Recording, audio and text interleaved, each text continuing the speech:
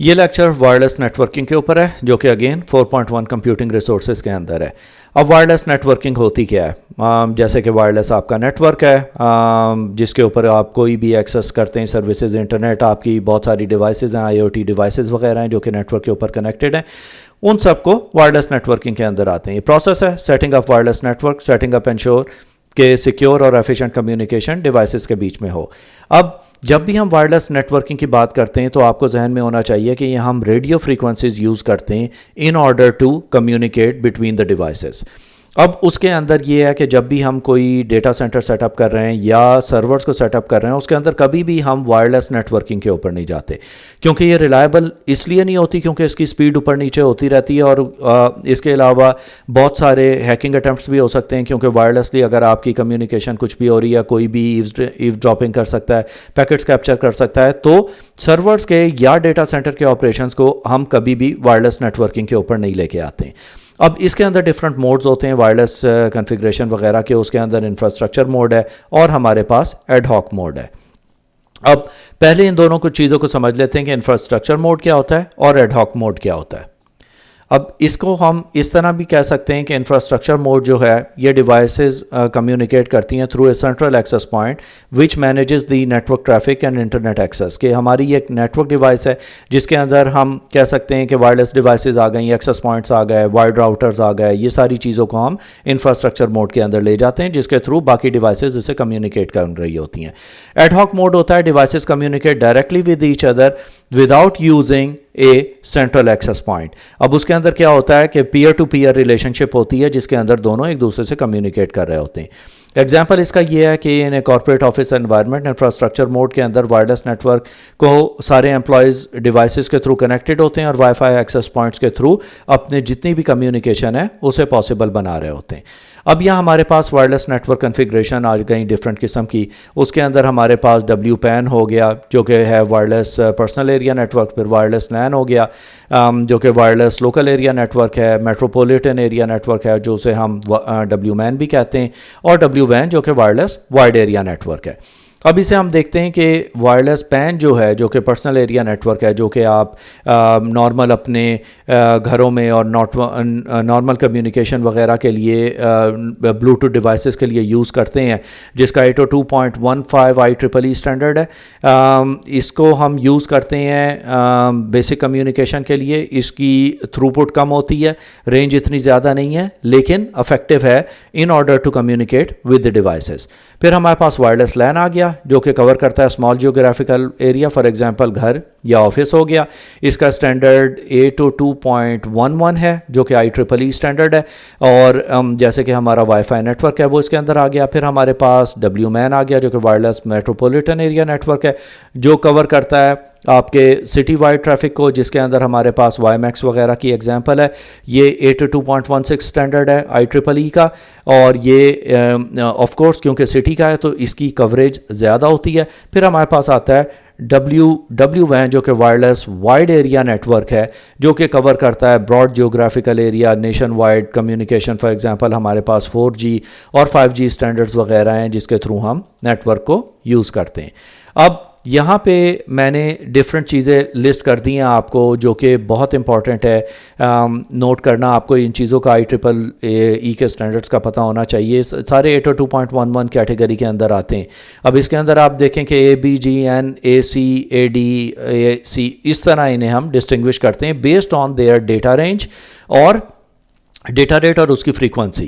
अब इसके अंदर ये चीज़ें इसलिए इंपॉर्टेंट हैं क्योंकि हम अगेन वायरलेस नेटवर्किंग की बात कर रहे हैं, तो जितनी भी कम्युनिकेशन आपकी वायरलेस के ऊपर होगी वो इस चीज़ के ऊपर डिपेंडेंट है कि आपकी थ्रूपुट कितनी है, उसकी कवरेज एरिया कितना है, उसका डिस्टेंस कितना है, उस हिसाब से आप डिवाइसेस खरीदते हैं। जैसे आप मार्केट में जाएंगे, कोई भी आप राउटर या कोई एक्सेस पॉइंट ख़रीदना चाहते हैं तो उसके ऊपर आपको ये टर्म्स लिखी हुई नज़र आएंगी। 802.11 54 Mbps तक डेटा रेट अलाउ करता है, 5 GHz नेटवर्क पे चलता है और इसका डिस्टेंस है तकरीबन ये 35 मीटर्स कवर कर सकता है। फिर 802.11b है, 11 Mbps तक इसकी सिर्फ डेटा रेट स्पीड है, 2.4 गीगाहर्ट्ज़ पे ऑपरेट करता है, लेकिन इसकी थ्रूपुट ज़्यादा है, ये 45 मीटर्स तक अपने सिग्नल भेज सकता है। 802.11 है, 54 Mbps है, 2.4 गीगाहर्ट्ज़ पे चलता है, 45 मीटर्स लेंथ है। फिर हमारे पास आ गया 802.11n जो कि up to 600 Mbps speed throughput करता है, बोथ 2.4 और 5 गीगाहर्ट्ज़ पे ऑपरेट करता है और 90 मीटर्स तक इसके सिग्नल की स्ट्रेंथ होती है। अप्रॉक्सीमेटली डिपेंड करता है कि किस तरह की एनवायरनमेंट है।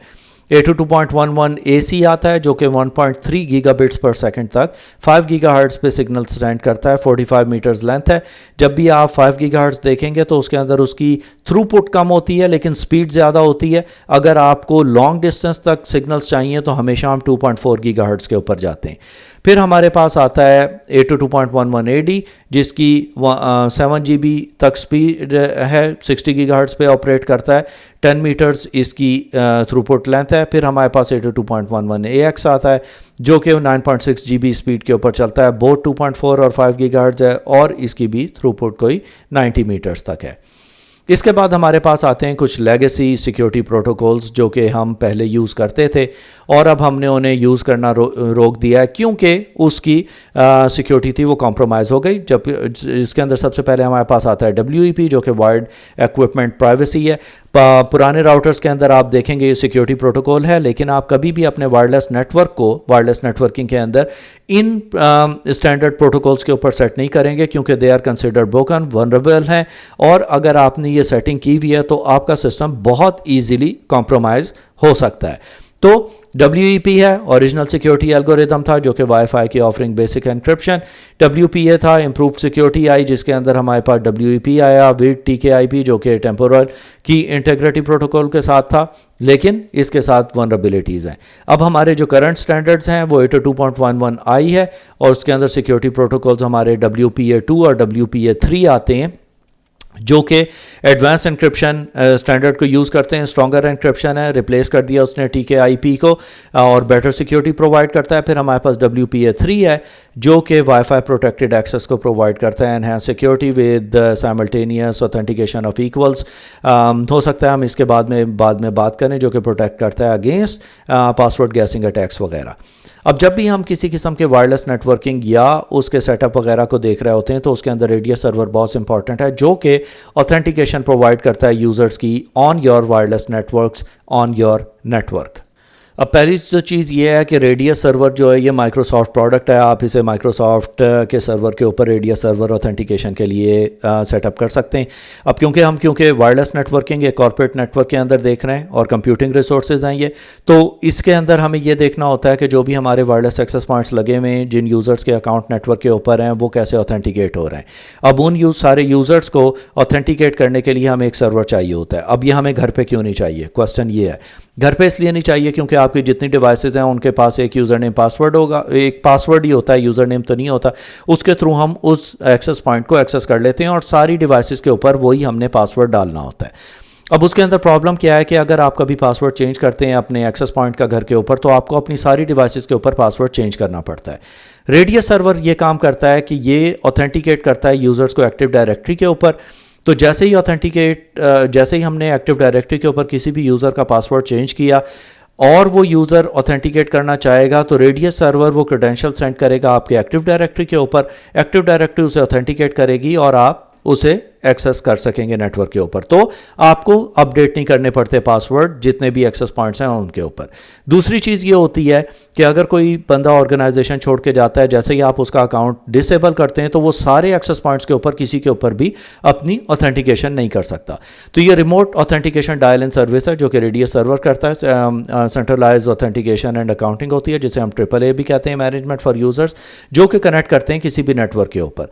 अब कोई भी एम्प्लॉय जो भी एक्सेस करना चाहता है किसी भी कंपनी का वायरलेस नेटवर्क, उसे रेडियस सर्वर या हमारे पास ACS भी होता है जो कि सिस्को का था और टकैक्स भी होता है सर्वर जिसके थ्रू हम उसे यूज़ करते हैं, सर्विसेज को यूज़ करते थे जो कि सिस्को की ऑथेंटिकेशन वगैरह के लिए हम यूज़ करते थे। लेकिन अब वो चीज़ें हम रेडियस सर्वर के ऊपर कर रहे हैं जो कि वेरीफाई करता है डेटाबेस को और ग्रांट करता है एक्सेस को उन्हें नेटवर्क के ऊपर। उसके बाद हमारे पास आता है पर्सनल की शेयर्ड और प्री शेयर्ड की। अगेन वायरलेस नेटवर्किंग की एक चीज़ है। इसके अंदर एक सिक्योरिटी मैकेनिज्म है जिसके अंदर वायरलेस नेटवर्क एक शेयर्ड की या पासवर्ड जो है वो यूज़ होता है in order to authenticate on the access point. जैसे कि आप एक पासवर्ड प्रोवाइड करते हैं अपने वाईफाई राउटर को कनेक्ट करने के लिए। अब उसके अंदर दो तरीके होते हैं। बाज़-औक़ात आप उसे एक्सेस करवाते हैं थ्रू ए की, या आप उसका मैक एड्रेस डाल देते हैं और उसके थ्रू आप ऑथेंटिकेट कर देते हैं। जैसे कि होम वाईफाई नेटवर्क के अंदर हम वाईफाई की वगैरह यूज़ करते हैं in order to authenticate on the network. अब उसके बाद हमारे पास आते हैं साइमल्टेनियस ऑथेंटिकेशन ऑफ इक्वल्स। ये होते क्या हैं इसे पहले समझने की कोशिश करते हैं। ये सिक्योर पासवर्ड है बेस्ड ऑथेंटिकेशन प्रोटोकॉल है जो कि हम यूज़ करते हैं WPA3 के अंदर to protect the offline dictionary attacks to ensure the mutual authentication between the devices. क्योंकि ऑफलाइन अटैक्स के अंदर क्या होता है जो कि हमने पहले भी देखा था कि ईवल ट्विन्स हम बना लेते हैं और जो भी ऑथेंटिकेशन हुई वो पैकेट्स हमने कैप्चर कर लिए और उसके बाद हम ब्रूट फोर्स यूज़ करते हुए उस पासवर्ड को क्रैक करने की कोशिश करते हैं। उस चीज़ को हमारे जो हमारे SAE है जो कि साइमल्टेनियस ऑथेंटिकेशन ऑफ इक्वल्स है ऑन वायरलेस नेटवर्किंग, उसने उसे यहाँ पे नलीफाई कर दिया। इसे हम एक dragon authentication end encryption protocol भी कहते हैं जिसे आप DAE के नाम से भी जानते हैं। अब इसके अंदर एग्जांपल ये है कि जो भी डिवाइस कनेक्ट करती है WPA3 के ऊपर उसके ऊपर हम यूज़ करते हैं SAE जो कि हम फॉरवर्ड सीक्रेसी भी कहते हैं, ताकि कोई भी यूज़र उसे रिवर्स इंजीनियर करके उसके पासवर्ड को ऑथेंटिकेट ना कर सके। अब सिक्योर पासवर्ड बेस्ड मैकेनिज्म है जो कि WPA3 के ऊपर हम यूज़ कर रहे थे और अटैक किसी भी किस्म की फॉरवर्ड सीक्रेसी के ऊपर हमें बचाता है इसके ऊपर। अब फॉरवर्ड सीक्रेसी क्या होती है? अब इसके अंदर होता क्या है जो कि परफेक्ट फॉरवर्ड सीक्रेसी है PFS, इसके अंदर एक क्रिप्टोग्राफिक फीचर है जो कि इंश्योर करती है सेशंस को कि वो कॉम्प्रोमाइज़ ना हो सकें, कि उनकी अगर प्राइवेट की कॉम्प्रोमाइज़ भी हो जाए तो फ्यूचर सेशंस जो हैं वो यूनिक ही रहेंगे, क्योंकि उनके साथ हम की एम्बेड करते हैं जिसके थ्रू हर सेशन की एक की डिफरेंट होगी। तो कोई यूज़र अगर डीक्रिप्ट भी करना चाहे तो फ्यूचर या प्रेजेंट या पास्ट सेशंस को डीक्रिप्ट नहीं कर सकता, क्योंकि हर दफ़ा एक नई की है। अब इसे हम सिक्योर करते हैं मैसेजिंग ऐप के अंदर और दूसरे अटैक मैसेजेस वगैरह के अंदर हम सिक्योर फॉरवर्डिंग सीक्रेसी की यूज़ करते हैं जो कि एनक्रिप्ट करता है जितनी भी कम्युनिकेशन है हमारी और एक एल्गोरिदम जनरेट करता है जिसके थ्रू हमारे फ्यूचर और पास्ट सेशंस को प्रोटेक्ट किया जा सके। अब क्वेश्चन यहाँ पे आता है कि कौन सी प्रोटोकॉल्स हैं जो करती हैं। आपने अक्सर देखा होगा TLS प्रोटोकॉल या IKE। TLS है ट्रांसपोर्ट लेयर सिक्योरिटी और IKE है इंटरनेट की एक्सचेंज। ये हम यूज़ करते हैं वो जब भी इन दो का नाम आप सुनेंगे TLS सिक्योरिटी या IKE, इसका हमेशा मतलब ये है कि वहाँ पे परफेक्ट फॉरवर्ड सीक्रेसी यूज़ हो रही है। ये हमारे कीवर्ड्स हैं again on our wireless security. Make sure आपको ये सारे टॉपिक्स आते हों।